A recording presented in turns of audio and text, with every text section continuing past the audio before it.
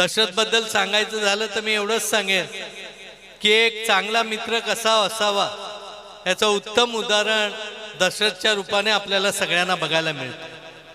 प्रत्येक वेळी दुसऱ्याला अडचण असेल तर मदत करणारा, धावणारा, आणि हे सगळं करत असताना कुठेही प्रसिद्धीचं वातावरण न करता त्यामध्ये सगळ्यांना मदत करणारा दशरथ एक सच्चा कार्यकर्ता आहे। हे सगळं करत असताना अतिशय मेहनत, कष्ट, चिकाटी आणि कष्टाला सन्मान देण्याची भूमिका ठेवल्यामुळे त्याचं आज एवढं चांगल्या पद्धतीने वैभव उभं राहतं। आणि या सगळ्यामध्ये कुटुंबाची साथ ही अतिशय महत्त्वाची आहे, कारण शेवटी कुटुंब सोबत असणं हे खूप महत्त्व आहे। दिशाची साथ देखील तेवढ्याच ताकदीने त्याच्या मागे होती। सुरुवातीच्या काळात थोरात सर पण इथे आहेत, त्यामुळे सगळ्याच गोष्टी काही सांगत नाही, पण तरी देखील एक धाडसी निर्णय तिने घेतला। आणि त्यावेळी तसं बघितलं तर दशरथकडे फारसं काय होतं अशातला भाग नाही, फक्त कष्ट करण्याची तयारी, एवढ्याच एका गोष्टीवर तिने त्याची साथ केली। आणि तिच्या पाठिंब्याने म्हणा किंवा सहकार्याने म्हणा हे कुटुंब अतिशय एकजिन्सीपणे राहतं। प्रशांत असेल, दुसरा भाऊ असेल, हे देखील सर्व किंवा त्यांच्या पत्नी असतील, ह्या देखील खूप चांगल्या पद्धतीने सपोर्टिंग भूमिका नेहमीच घेतलेली।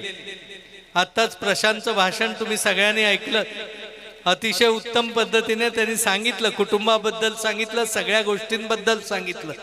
एक चांगलं कुटुंब जपण्याचं काम दशरथने केलेलं। माझ्या बाबतीत सांगायचं झालं तर प्रत्येक वेळी 14 पासून आज तगायत इलेक्शन येतील जातील, परंतु इलेक्शन व्यतिरिक्त जरी कधीही वेळ आली ती हक्काने धावणारी ही सगळी मंडळी आहे। आणि आज त्याचा 50 वर्ष पूर्ण होत असताना आजही त्याच्या चेहऱ्याकडे बघितल्यानंतर 50 वर्षाचा भाव त्याच्या चेहऱ्यावर दिसत नाही, एखाद्या लहान मुलासारखा भाबडापणाच त्याच्यामध्ये आपल्याला दिसून येतो। आणि मी एवढंच सांगेन की हाच भाबडेपणा आणि असाच ऊर्जा तुझ्या अंगात कायम राहू दे।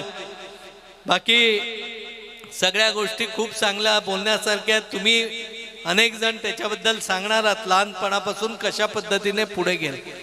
थोडंसं 1 मे पासून हे 4-5 दिवस कार्यक्रम खूप आहेत। मी 7:30ला आलो होतो, 7:30 मी खरं 10ला येतो बोलला, नाही 8लाच या।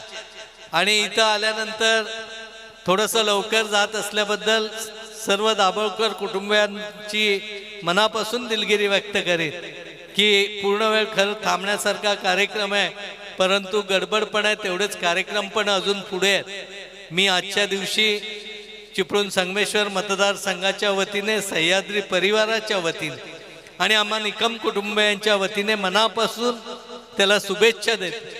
आणि ज्या गोष्टी प्रशांतनी सांगितल्यात त्याच्याकडेही लक्ष दे, कारण उठसूट गोड किंवा बाकीचं खाण्यावर जिभेवर कंट्रोल ठेवणं खूप महत्त्वाचं आहे, कारण तुझी गरज तुझ्या कुटुंबापुरता नाही तर ह्या सगळ्यांनाच आहे। कारण आज तू ते काम हाती घेतलंय ते म्हणजे क्रिकेट असोसिएशनचं तालुका अध्यक्ष। आज जवळजवळ 20-25 वर्ष बंद पडलेल्या स्पर्धा देखील पवन तलावासारखं मैदान चांगलं करण्याचं काम कोणी केलं असेल ते दशरथने केलं। आज ग्रामीण भागातली मुलं पुढे नेण्याचं काम त्याच्या माध्यमातून होतंय। आणि मी मधीही त्याला म्हटलं, एक वेळ राजकारण सोड, पण ह्या कामामध्ये झोकून दे आणि मुलं घडवण्याचं काम तुझ्या हाताने सचिन कोळी सरांच्या सहकार्याने निश्चितपणे होईल। आणि येत्या 4-5 वर्षात आपल्यापैकी देखील एखादा खेळाडू वरपर्यंत अगदी भारताच्या टीमपर्यंत जाण्याचं काम त्याच्या माध्यमातून निश्चित होईल, हा विश्वास आजच्या दिवशी व्यक्त करतो। पुन्हा एकदा खूप खूप शुभेच्छा देतो आणि माझे 2 शब्द संपवतो। जय हिंद, जय महाराष्ट्र, धन्यवाद।